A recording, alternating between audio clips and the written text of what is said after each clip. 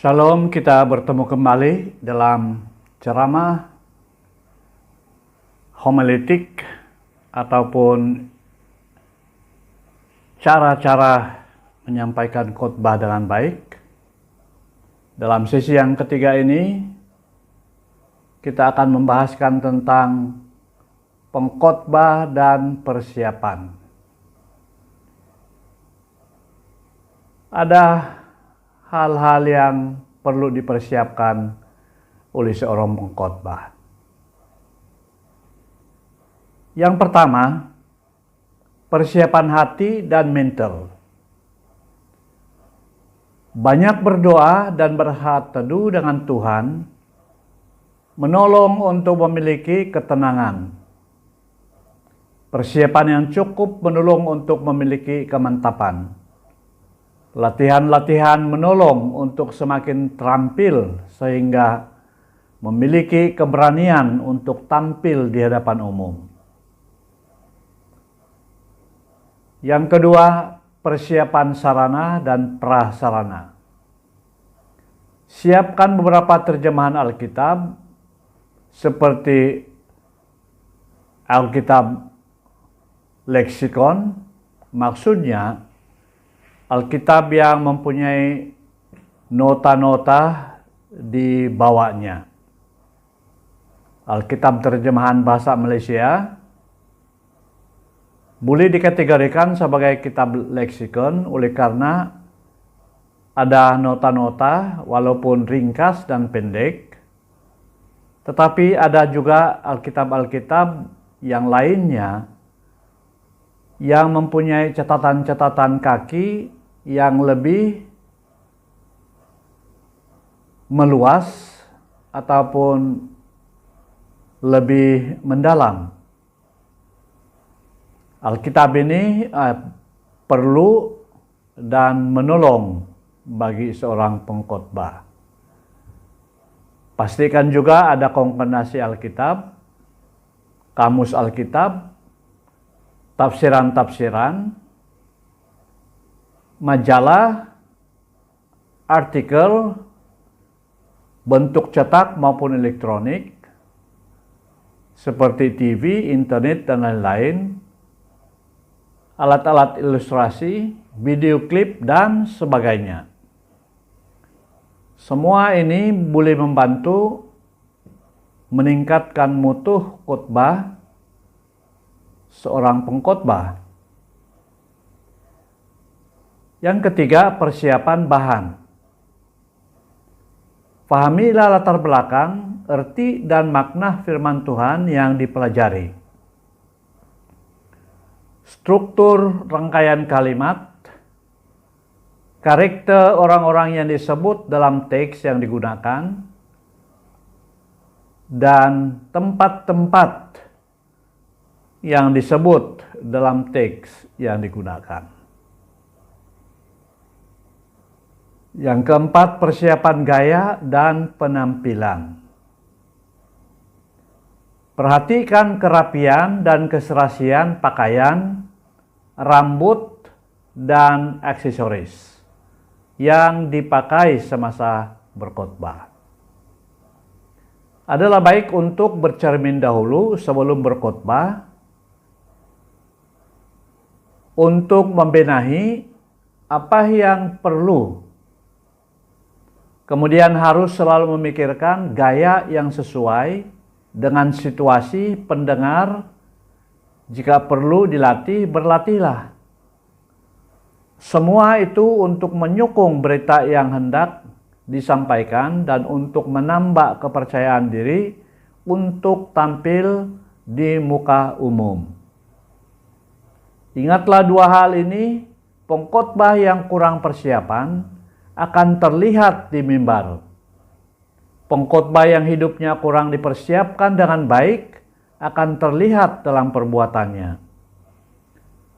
Plato berkata, jika seorang mau mengenal kebenaran, maka dia harus terus belajar. Jika seorang mau mengkabarkan kebenaran, maka dia harus belajar 2 kali lipat. Langkah-langkah dalam persiapan nota khotbah. Yang pertama, tentukan jenis khotbah yang akan dibawakan. Apakah itu jenis khotbah tekstual, yaitu khotbah yang dibentuk dengan garis besarnya berdasarkan teks dalam ayat Alkitab. Khotbah topikal, yaitu khotbah yang dibentuk dengan beberapa garis besar berdasarkan suatu topik. Ekspositori atau biografi. Pilihan ini bergantung suasana di mana khotbah itu akan disampaikan dan juga keperluan pendengar. Sebaiknya seorang pengkhotbah menggunakan semua jenis khotbah tersebut agar bervariasi dalam khotbah-khotbahnya. Yang kedua, tentukan dan rumuskan tujuan.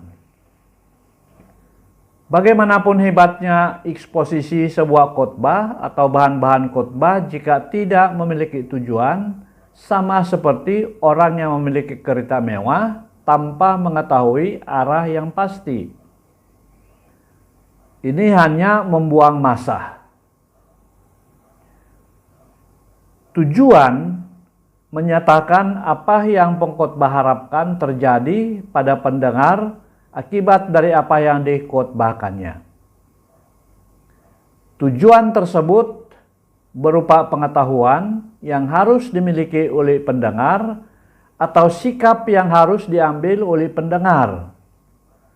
Yang penting diingat adalah tujuan yang dirumuskan tidak menyimpang dari tujuan Alkitab yang hendak dibahas. Tentunya tujuan Alkitab harus kontekstualisasikan dengan benar. Dengan memiliki tujuan yang jelas, maka naskah khotbah dapat dikembangkan dengan baik dan terarah. Yang ketiga, pilih dan gali bahagian Alkitab yang akan disampaikan. Perhatikanlah latar belakang penulisan, konteks penulisan, alamat penulisan, tujuan penulisan, pribadi-pribadi yang disebut di dalam teks yang digunakan, dan arti dari kata-kata penting dalam bahagian Alkitab tersebut. Poin nomor 2 dan nomor 3 boleh dibulak-balik bergantung dari jenis khotbah yang dipilih. Dari penggalian yang baik, temukanlah tema atau judul khotbah, kecuali jenis khotbah topikal yang sudah ditentukan terlebih dahulu. Yang keempat, buat garis besar atau struktur khotbah. Perhatikanlah susunannya, apakah sudah sistematik, logik, kesatuan struktur, serta apakah itu sesuai dengan keutuhan dan tujuan khotbah. Bangunan yang baik dan kuat pasti memiliki struktur yang kuat. Begitupun naskah khotbah yang baik pasti mempunyai struktur yang baik. Yang kelima, cari ilustrasi, data-data, analogi, contoh-contoh kehidupan yang tepat. Jika semuanya digunakan secara tepat dan dibawakan dengan penghayatan yang dalam, maka poin ini adalah suatu bahan untuk mempertajamkan isi khotbah atau ide pikiran yang hendak disampaikan. Yang keenam, buat pendahuluan yang menarik, penutup yang mengesankan. Pendahuluan adalah jendela yang baik agar orang dapat melihat ke dalam isi khotbah. Sementara penutup membuat orang ingat apa yang sudah didengarnya dan bagaimana bersikap sesuai dengan khotbah yang baru didengarnya. Yang ketujuh, rangkaian dalam satu kesatuan.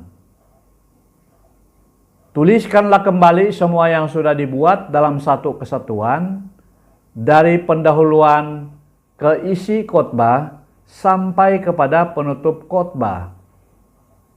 Hal ini akan membantu untuk melihat apakah semuanya ada hubung kaitnya. Jika kelihatan masih ada yang kurang dan ada yang berlebihan, masa masih ada untuk mengurangi atau menambahkan di mana yang perlu.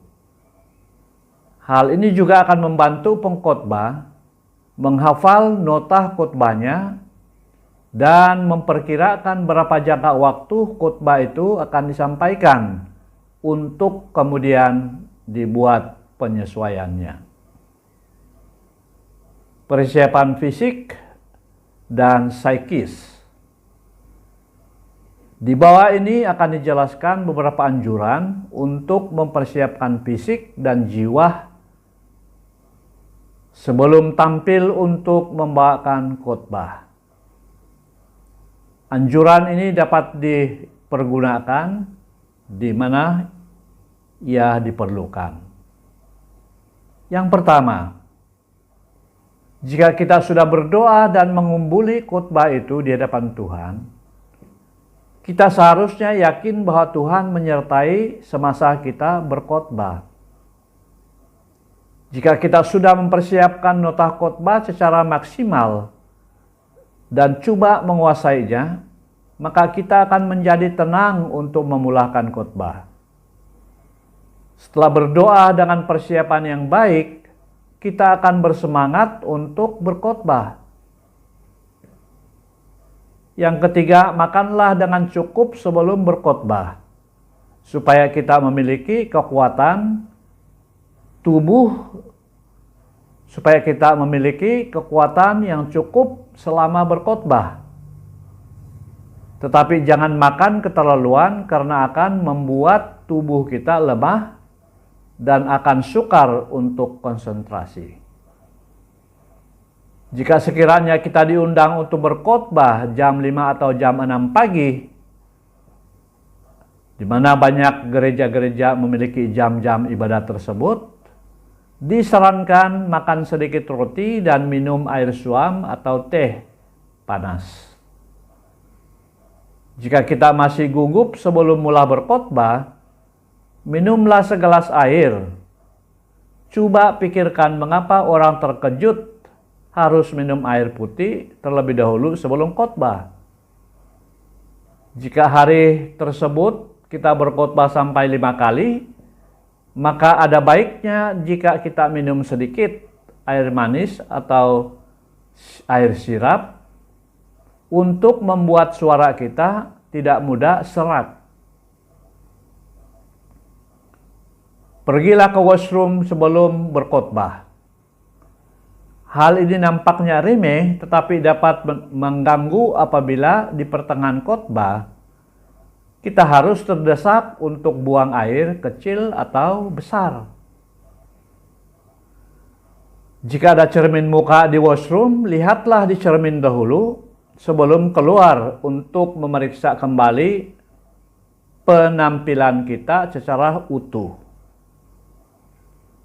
Hal ini akan menolong kita untuk bebas semasa berkhotbah. Misalnya kita sedang berkhotbah, lalu ada butang baju atau seluar yang terlepas, hal ini pastinya dapat mengganggu konsentrasi pendengar untuk mendengarkan khotbah kita. Yang ke-8, datanglah lebih awal dengan santai. Seorang pengkhotbah yang datang agak lambat biasanya akan gugup sedikit. Kalau dia tidak gugup, paling tidak sudah membuat pendengar merasa was-was.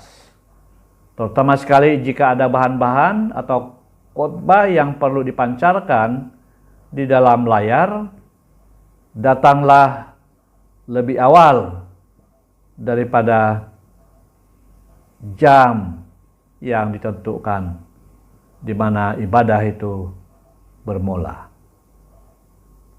Yang 9, jika kita akan berkhotbah beberapa kali dalam satu hari, ambillah kesempatan untuk beristirahat dan tidak disibukkan bersimbang dengan orang lain. Kita harus melatih diri untuk mengambil waktu beristirahat. Ini bertujuan agar khotbah tetap disampaikan dengan semangat, berkobar-kobar dengan konsentrasi yang terarah.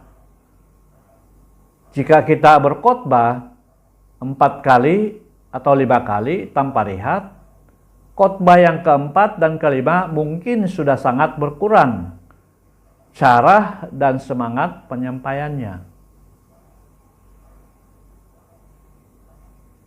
Pembahagian khotbah. Khotbah harus dibahagikan menurut kegunaannya. Yang pertama, kalau khotbah biasa, hari Minggu, persekutuan, kebaktian rumah tangga, dan lain-lain. Kemudian yang kedua, khotbah istimewa, misalnya kaum bapak, kaum ibu, pernikahan, kebaktian penghiburan, dan lain-lain.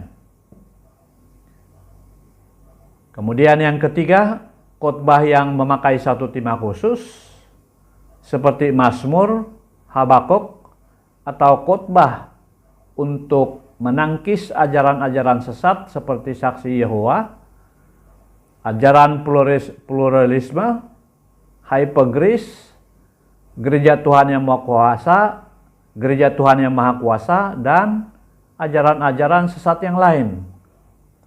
Di sini kita harus mengikhtiarkan kebenaran Alkitab tanpa berkompromi.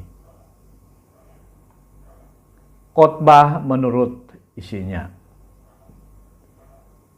Pertobatan, misalnya tema lahir baru. Take contohnya Yohanes 3 ayat 16. Penghiburan, temanya sebagai contoh Allah mengerti, Roma pasal 8 ayat 28. Pengalaman rohani, sifatnya adalah teguran. Kemudian yang keempat, penghuraian Alkitab, eksposisi. Yang kelima, tokoh-tokoh Alkitab seperti Musa, Abraham, Paulus, Petrus, dan tokoh-tokoh Alkitab yang lain. Dogmatika, contohnya doktrin keselamatan, doktrin tentang Roh Kudus, dan doktrin-doktrin yang lain. Yang ketujuh, kehidupan harian, contohnya keluarga, ekonomi, sosial masyarakat, pendidikan, etika, dan lain-lain. Kemudian yang ke-8, kebangunan rohani atau penyegaran rohani. Yang ke-9, perayaan-perayaan khusus seperti Christmas, Paskah, perayaan pesta menuai, perayaan pondok daun, dan perayaan-perayaan yang lain. Yang berikutnya, khotbah menurut struktur. Yang pertama, yaitu khotbah yang bertema, khotbah topikal. Khotbah topikal, tema dipilih dahulu, kemudian menerangkannya bagian demi bagian.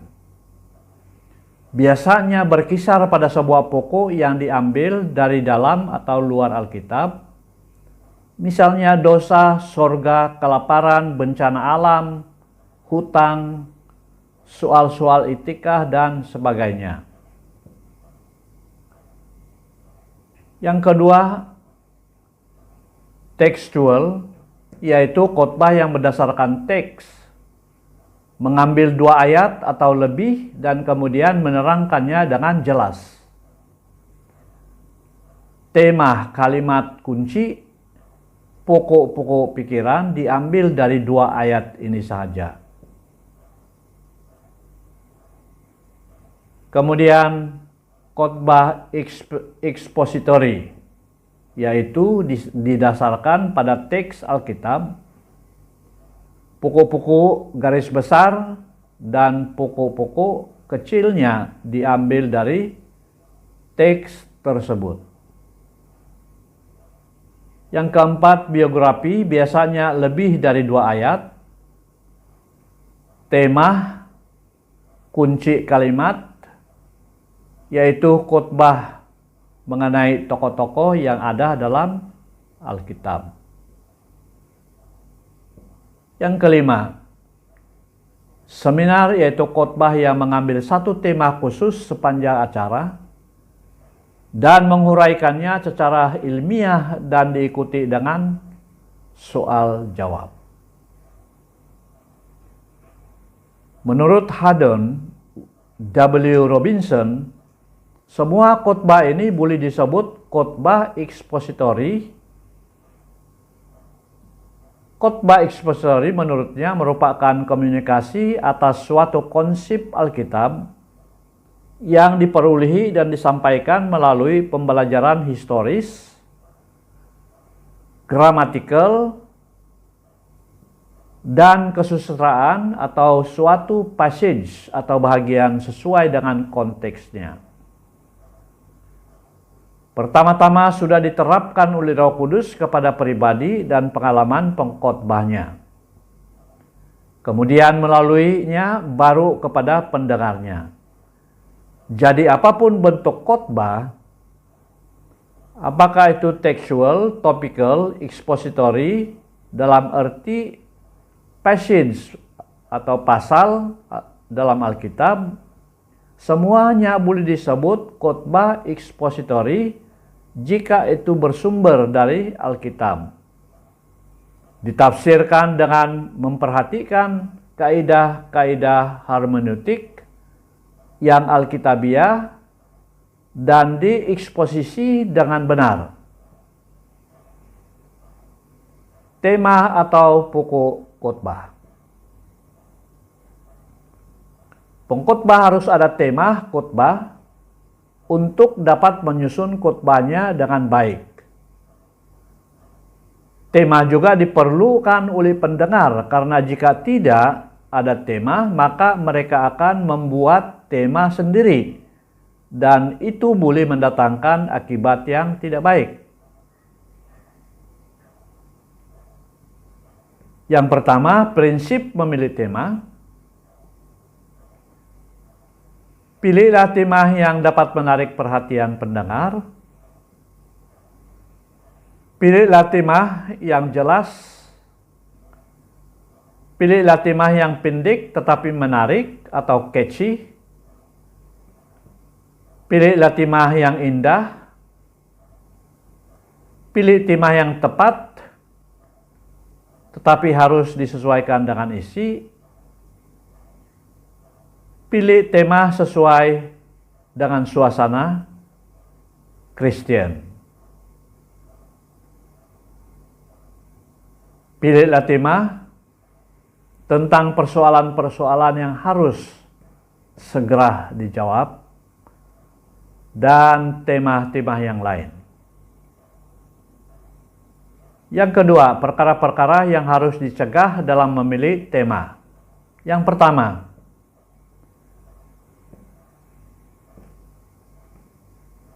hindari arti tema yang tidak jelas. Hindari memilih tema yang aneh-aneh, misalnya di sini bingung atau di sana bingung. Hindari tema yang tidak sopan, misalnya orang pincang atau orang yang ada kecacatan. Hindari tema-tema yang bersifat menyerang atau menyindir seseorang. Yang ketiga, sumber tema dari Alkitab.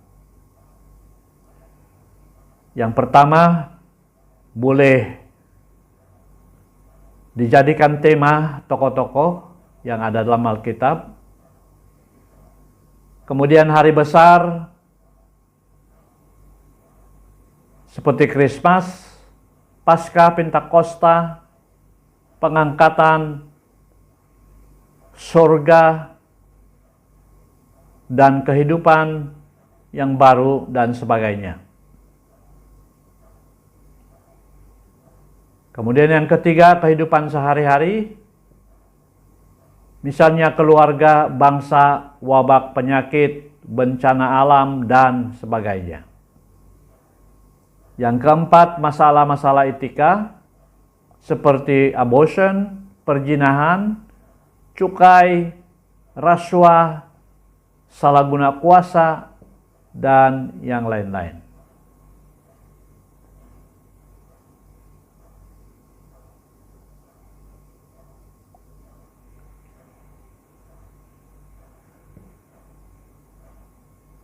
Kita akan pause di sini.